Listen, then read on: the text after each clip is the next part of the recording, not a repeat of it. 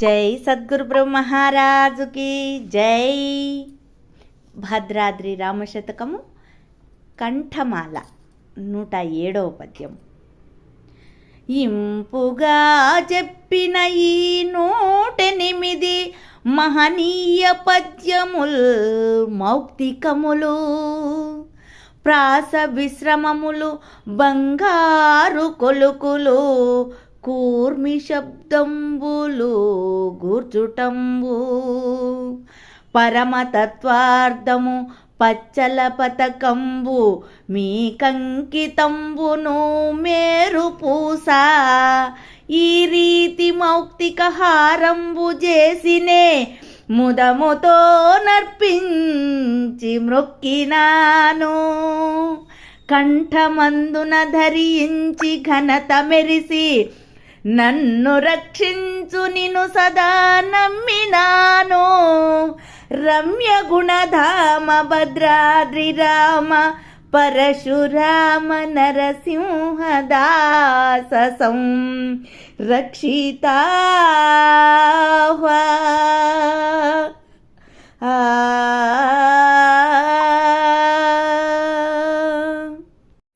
జై నిజ గురుభ్యో నమ. జై అమలాంబ సమేత అనుభవానంద రాజయోగేంద్ర ప్రభుస్వాముల వారి దివ్య చరణారవిందములకు 12 వందనములు సమర్పించుకునుచు శ్రీమత్ పరశురామ నరసింహదాసు గారిచే విరచితమైన భద్రాద్రి రామశతకమునందు ఈరోజు మనం నరసింహదాసు గారు తన గురుదేవునకు అర్పించేటువంటి కంఠమాల 107వ పద్యాన్ని ముచ్చరించుకుంటూ ఉన్నాం. గురుదేవా స్వామి, ఇంపుగా చెప్పిన ఈ 108 మహనీయ పద్యముల్ మౌక్తికములు, మీ కరుణచే గురుదేవా నేను ఇప్పటి వరకు వినేందుకు ఇంపుగా వినేటట్లుగా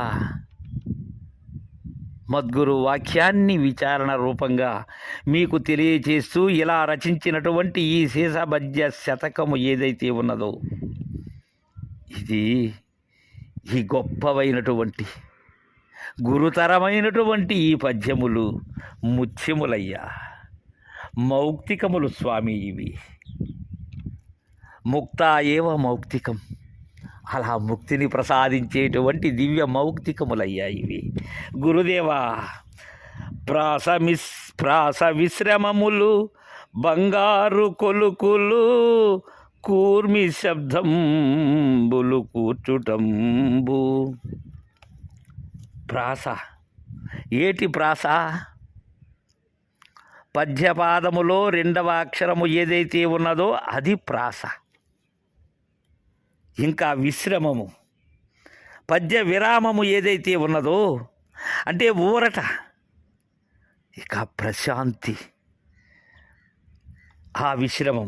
అందుకే ప్రాత విశ్రమములు 2వ అక్షరము కానీ అలానే పద్య విరామము కానీ అవి బంగారు కొలుకులు.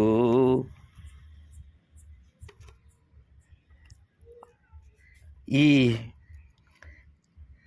బంగారు కొలుకులు ఏమవుతాయి?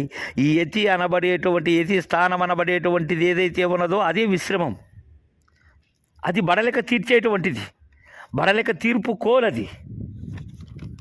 ఇక కూర్మితో ఆ శబ్దములు అంటే ధ్వని, వ్యాకరణ శిక్షితమైన మాట ఏదైతే ఉన్నదో అది ధ్వని. అలాంటి శబ్దంబులు కూర్చుట స్వామి గురుదేవ, పరమతత్వార్థము పచ్చల పతకంబు. తత్వార్థం ఏమిటి? స్వభావమే తత్వార్థం. దీని యొక్క భావమే స్వభావం. ఏంటి ఆ స్వభావం? పచ్చల పతకంబు, మేలిమి అయినటువంటి పచ్చల పతకంగా అర్పిస్తున్నాను గురుదేవా. మీ అంకితంబును మేరు పూస. అంకితం, అంకితం అంటే అర్పణ చేయటము అని. గురితెరబడినది ఏదైతే ఉన్నదో అది అంకితం అంటే గుర్తు వేయబడినది అని. ఎంతబడినది? ఏమి ఎంతబడినది? గుర్తురహితమైనటువంటి దాన్ని గుర్తించి గుర్తు లేదని ఎంతబడినటువంటిది ఏదో అది స్వామి నా ఈ కృతి, అందుకే అంకితం అంటున్నాను. అది మేరు పూస స్వామి. ఎక్కడైతే ఆ మేరు పర్వతములో శిఖరాగ్రమణ ఉండబడేటువంటి పూస, దాని ద్వారానే తెలుసుకున్నాను గురుదేవా. ఇంకా స్వామి, ఈ రీతి మౌక్తిక హారంబు చేసినే ముదముతో నర్పించి మ్రొక్కినాను.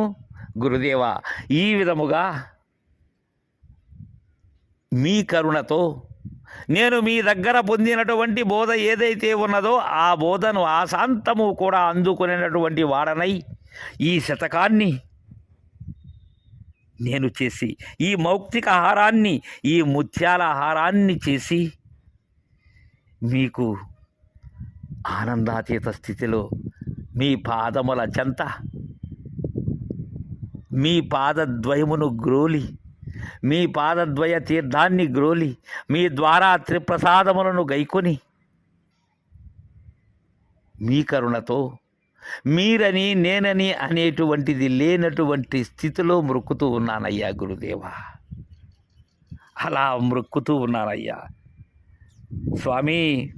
కావున కంఠమందున ధరించి ఘనత మెరసి స్వామి, మీ శిష్యులకు మీరు బోధించేటువంటిది ఏదైతే ఉన్నదో అది కంఠసీమ నుంచి జాలువారేటువంటి మేలిమి అయిన ఆ ముత్యాల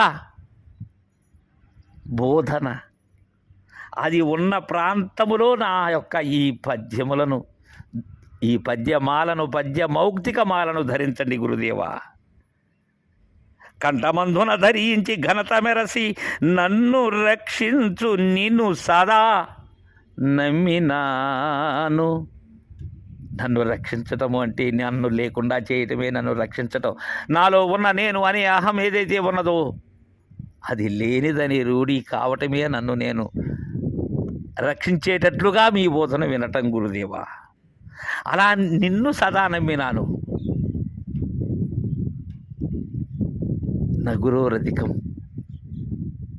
గురువే ఉండ చూపేటువంటి వాడు ఉన్నదానిని ఉన్నట్లుగా అలా నమ్మినాను గురుదేవా అని వేడుకుంటూ గురుదేవుని కంఠమునందు తన యొక్క సీస పద్య మాలిక, ఈ శతక మాలికను అందజేస్తూ ఉన్నారు.